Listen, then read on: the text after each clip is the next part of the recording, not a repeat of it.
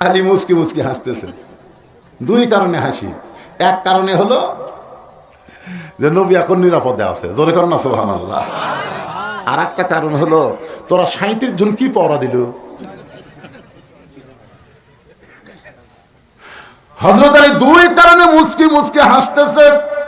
আবু জেহেল বলতেছে আলী কোন দিকটা পলায় গেল? আলী বলতেছে আমি ঘুমের মধ্যে ছিলাম, তোমরাই তো চেতন ছিলে। তাহলে কোন দিক দিয়ে গেল সেইটা তোমরা না ধরে ঘুমের মানুষকে জিজ্ঞাসা করো। এমন কথা যেই বলেছে হযরত আলী, আবু জেহেলের মুকুট পড়ছে ছাই। উত্তর দেওয়ার কোনো বুদ্ধি নাই। আবু জেহেল বলতে চলো যাই, এখন পর্যন্ত পলাবার পারে নাই। আমার মনে হয় এই সময়ের মধ্যে কোনো রাস্তা না গিয়া কোনো গর্তের মধ্যে লুকে আছে। চলো পাহাড়ের যত গর্ত আছে সমস্ত গর্তগুলো আমরা খুঁজতে থাকবো।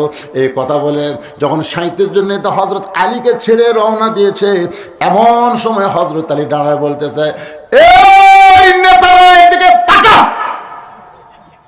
সমস্ত নেতারা যখন তাকাইছে, হযরত আলী ভাবে কি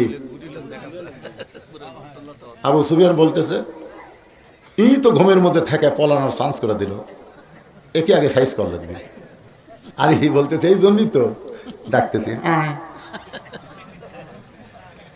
আলী চিন্তা করতেছে ঘুমের ভিতরে থেকে আমার কিছুই হয়নি, আমি আরামে ঘুম পাচ্ছি, আর আমার নবী নিরাপদে গেছে। আর এই সময় যদি এদের সাথে একটু খেলবার না পারি, খেলতে খেলতে সময় যাবি, নবী আরো দূরে চলে যাবি। ধরে কর সুবহানাল্লাহ। এটা কি কালা মনে করতেন মাজাত বল নাই?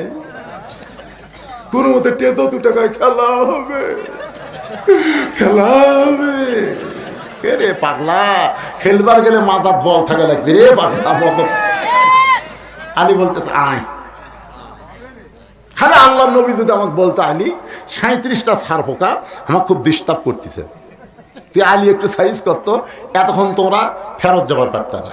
কিন্তু নবী আমার ঘুম পারবার কথা, এই জন্য আমি ঘুম পারছি। এখন আয় আয়। কি বুঝতেছেন? 37টা কি ছাড় পোকা, খালি নিমু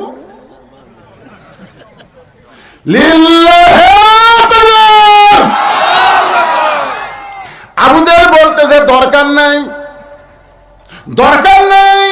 আলী বলতেছে আসে আয়।